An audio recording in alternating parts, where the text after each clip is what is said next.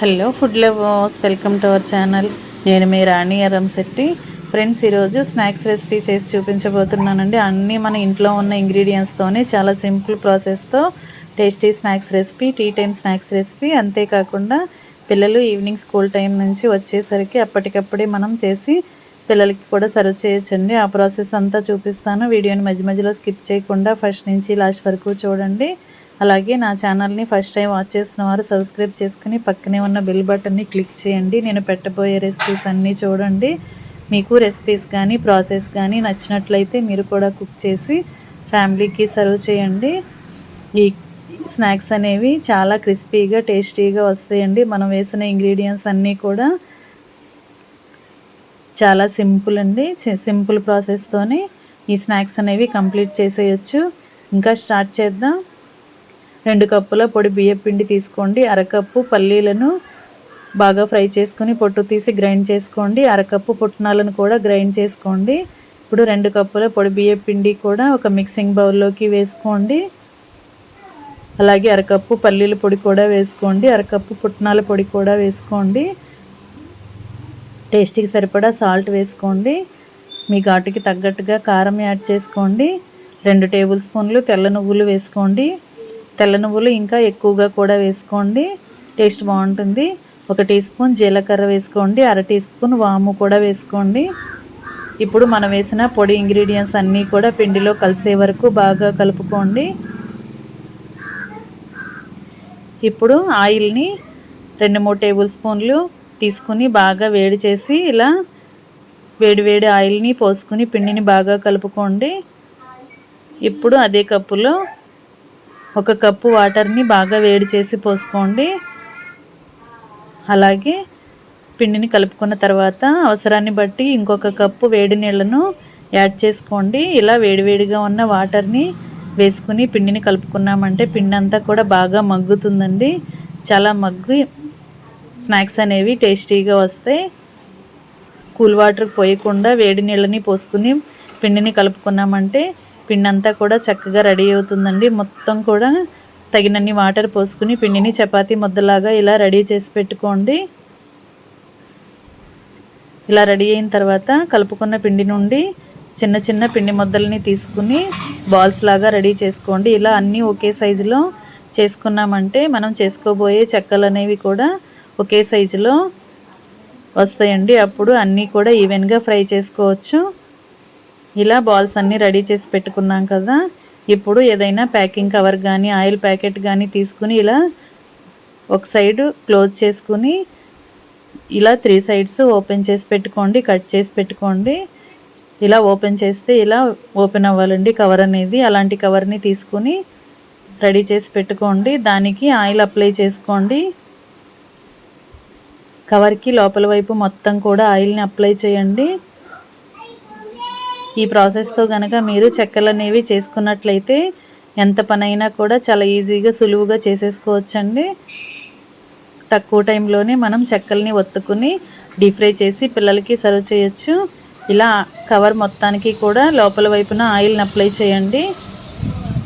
ఇప్పుడు కవర్కి పట్టినన్ని బాల్స్ని ఇలా కొంచెం దూరంగా సర్ది పెట్టుకోండి. మీరు తీసుకున్న కవర్ సైజును బట్టి ఇలా బాల్స్ అనేవి అరేంజ్ చేసుకోండి లోపల. ఇప్పుడు ఫ్లాట్గా ఉన్న ఏదైనా వస్తువుని తీసుకోండి. గ్లాస్ కానీ లోటా కానీ ఏదైనా బౌల్ కానీ తీసుకుని ఇలా కవర్ని క్లోజ్ చేసిన తర్వాత దానిపై నుండి ఇలా చెక్కల్ని గట్టిగా ప్రెస్ చేసుకోండి. అలా చేసినట్లయితే మొత్తం అంతా కూడా ఒకే సైజులో పల్చగా వస్తాయండి. ఎక్కడా కూడా పిండి అనేది మందంగా లేకుండా మొత్తం కూడా అప్పడం అంతా కూడా ఒకే సైజులో స్ప్రెడ్ అవుతుంది. ఈ విధంగా రెడీ చేసి పెట్టుకోండి. ఇలా చేసుకున్నామంటే కవర్కి పట్టినన్ని ఒకేసారి మనం ప్రెస్ చేసి రెడీ చేసేసుకోవచ్చు. పని అంతా కూడా చాలా త్వరగా కంప్లీట్ అయిపోతుంది. ఈ ప్రాసెస్ నచ్చితే మీరు కూడా ట్రై చేయండి. పూరీ ప్రెస్సర్ లేని వాళ్ళు ఇలా ఈ కవర్ని యూజ్ చేసుకుని కూడా ఫ్లాట్గా ఉన్న గ్లాస్ కానీ లోటా కానీ తీసుకుని ఇదే విధంగా మొత్తం అన్నిటినీ ప్రెస్ చేసుకోండి. వీలైనంత గట్టిగా ప్రెస్ చేసినట్లయితే ఎంత పల్చగా వస్తే అంత పల్చగా చేసుకోండి. అలా చేసుకున్నట్లయితే మనం డీప్ ఫ్రై చేసినప్పుడు బాగా క్రిస్పీగా ఫ్రై అవుతాయి, తింటున్నప్పుడు చాలా టేస్టీగా వస్తాయండి. ఇలా మొత్తం అన్నీ కూడా రెడీ చేసుకుని పెట్టుకోండి. తక్కువ టైంలోనే ఎక్కువ చెక్కల్ని మనం ప్రిపేర్ చేసి ప్లేట్లో సర్దుకోవచ్చు. మీరు నెక్స్ట్ టైం ఇలా చేసుకున్నప్పుడు ఈ ప్రాసెస్ని ట్రై చేసి చూడండి.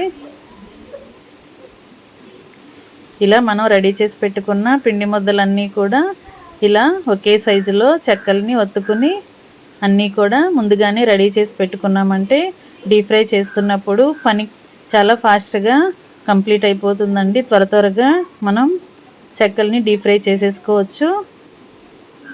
ఇలా అన్నీ కూడా ప్లేట్లో పెట్టుకున్నాం కదా. మీరు తీసుకునే బాల్ సైజుని బట్టి చెక్కలు అనేవి వస్తాయి.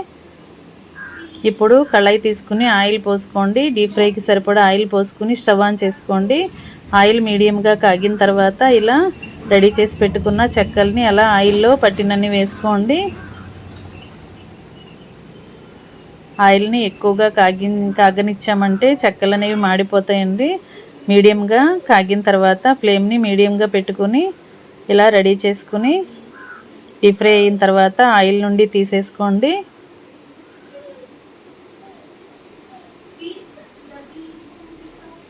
ఇలా ఫ్రై అయిన తర్వాత తీసి వేరొక ప్లేట్లో పెట్టుకోండి. అదే విధముగా మిగిలిన చెక్కల్ని కూడా ఆయిల్కి పట్టినన్ని వేసుకుని డీప్ ఫ్రై చేసుకుని రెడీ చేసి ప్లేట్లో పెట్టుకోండి. అంతేనండి, ఎంతో టేస్టీగా ఉండే బియ్యపిండి పల్లీల చెక్కలు రెడీ అయిపోయాయి. వీడియో నచ్చినట్లయితే మీరు కూడా కుక్ చేసి ఫ్యామిలీకి సర్వ్ చేయండి. అలాగే ప్రాసెస్ కనుక నచ్చినట్లయితే వీడియోని లైక్ చేసి మీ ఫ్రెండ్స్కి ఫ్యామిలీ మెంబర్స్కి షేర్ చేయండి. ఛానల్ని ఫస్ట్ టైం వాచ్ చేసిన వారు సబ్స్క్రైబ్ చేసుకుని పక్కనే ఉన్న బెల్ బటన్ని క్లిక్ చేయండి. బెల్ బటన్ని టచ్ చేశారంటే నేను పెట్టబోయే రెసిపీస్ అన్నీ కూడా మీ ఫోన్కి డైలీ నోటిఫికేషన్కి వస్తాయండి. ఏ రోజు రెసిపీ ఆ రోజు ఓపెన్ చేసి చూడవచ్చు. మీకు వాటిలో ఏది నచ్చినా అది కుక్ చేసి ఫ్యామిలీకి సర్వ్ చేయొచ్చండి. చాలా క్రిస్పీగా టేస్టీగా కమ్మని పల్లీల చెక్కలు రెడీ అయిపోయాయి. వీడియో నచ్చిందని అనుకుంటున్నాను. నచ్చితే లైక్ చేయటం మాత్రం మర్చిపోకండి. ఛానల్ని కూడా సబ్స్క్రైబ్ చేసుకోండి. మరొక రెసిపీతో మళ్ళీ కలుద్దాం. Thanks for watching. నేను మీ రాణి.